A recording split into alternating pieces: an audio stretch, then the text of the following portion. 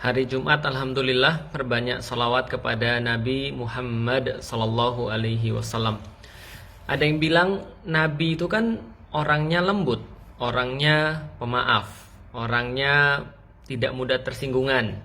Jadi kalau seandainya Nabi dihina, ya Nabi nggak akan tersinggung dan pastinya akan memaafkan orang-orang yang menghinanya. Benar, itu kan Nabi. Tapi kita kan bukan Nabi. Dan kalau kita bukan nabi ya contohnya beda. Makanya kalau kita lihat Umar bin Khattab, kita lihat Abu Bakar, kita lihat Utsman, kita lihat Ali, mereka adalah orang-orang yang kalau nabi dihina, mereka tersinggung, mereka marah. Mereka akan memproses orang-orang yang menghina nabi. Kenapa? Karena kecintaan terhadap Nabi Muhammad SAW. Dan kalau orang sudah punya cinta, ya pasti dia akan mau untuk menampakkan kecintanya itu. Ya masa sih kalau seandainya bapak kita dihina aja kita marah, lantas Rasulullah Shallallahu Alaihi Wasallam dihina kita nggak marah? Ini kan ada sesuatu kelainan. Terus ada yang bilang, enggak, kalau bapak gue dihina gue juga nggak marah. Ya terserah lo deh. Ya berarti itu ada masalah sama lo, bukan sama gue.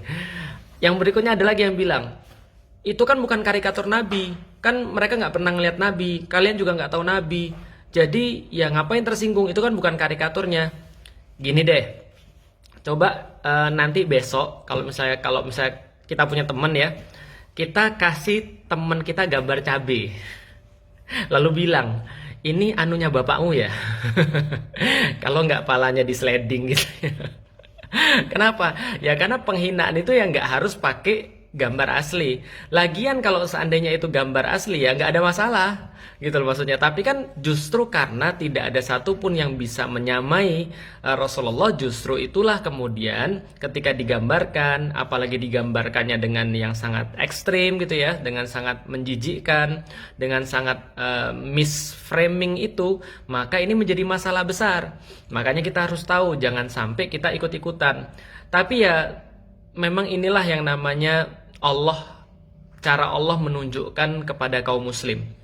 Jadi ada orang-orang ketika ketua partainya dihina, ketika pemimpinnya disindir, ketika kemudian ya taruhlah atasannya dikritik gitu ya, itu langsung ngamuk sengamuk-ngamuknya.